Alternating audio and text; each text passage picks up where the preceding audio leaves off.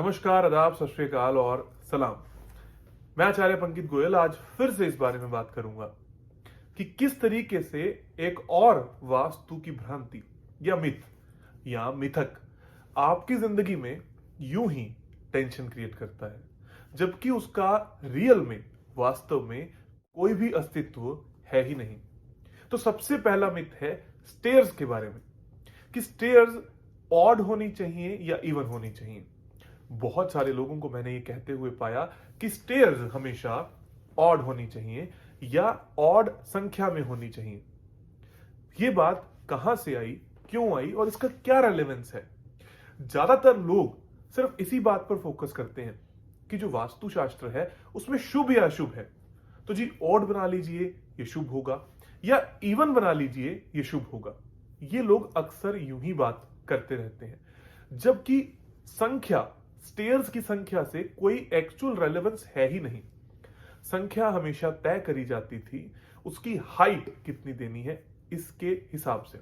मतलब ground floor से terrace पर जाने के लिए, फर्स्ट फ्लोर पर जाने के लिए कितनी स्टेयर केस का हम इस्तेमाल करें कि उसमें उसकी हाइट इतनी ही रहे।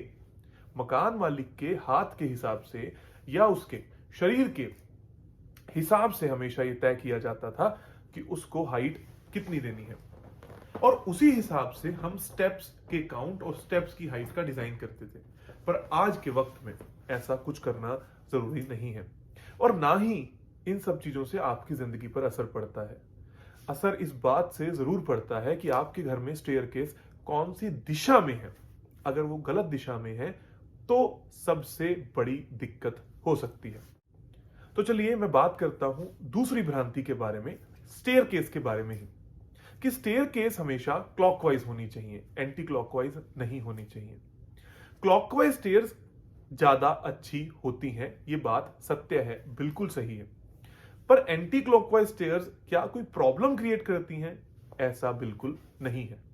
क्या एंटी क्लॉकवाइज स्टेयर्स घर के किसी एक मात्र दिशा में हो सकती हैं? ऐसा भी नहीं है। तो स्टेयर्स क्लॉकवाइज हो या एंटी क्लॉकवाइज हो, ऐसा कोई खास फर्क नहीं पड़ता।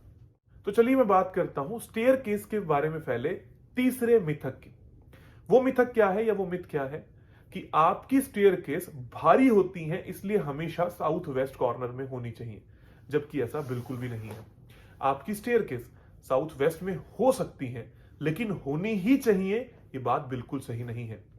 विश्वकर्मा प्रकाश के हिसाब से सबसे भारी व्यक्ति, मतलब जो इस घर को चलाने का कारक है, जो पैसा कमाता है, जो इस घर की स्टेबिलिटी का कारक है, वो इंसान साउथ वेस्ट में होना चाहिए। इस भारी शब्द को उन्होंने भारी भरकम स्टेयर से रिलेट किया और आपको एक प्रॉब्लम में डाल दिया या आपके घर के नक्शे को बिगाड़ दिया और वास्तु ऑस्पिशियस नहीं बनने दिया। अब मैं बात करता हूं वास्तुशास्त्र में स्टेयर केस के द्वारा फैले चौथे मिथक की। तो चौथा मिथक क्या है स्टेयर केस का? कि आपकी स्टेयर केस कभी भी आपके घर के मेन गेट के सामने नहीं दिखाई देनी चाहिए, या कोई भी सीधा आपके घर के अंदर प्रवेश करे और उसको स्टेयर केस नहीं दिखाई देनी चाहिए, जबकि ये भी किसी भी तरीके से काम नहीं करता। स्टेयर केस हमेशा सही दिशा में हो, चाहे वो गेट के सामने पड़ती हो, चाहे वो किसी भी क्लॉकवाइज हो या एंटी क्लॉकवाइज हो, चाहे उनकी संख्या कम या ज्यादा हो रही हो।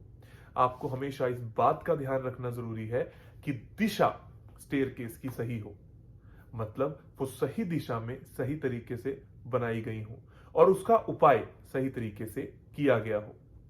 बस इतना ध्यान रखने योग्य बात है। वास्तु को डिटेलिंग में पढ़ें और समझें ताकि आपका जीवन खुशनुमा हो। ऐसे अंधविश्वासों को या इलॉजिकल बातों को फॉलो ना करें। आप सभी का बहुत बहुत धन्यवाद और खूब सारा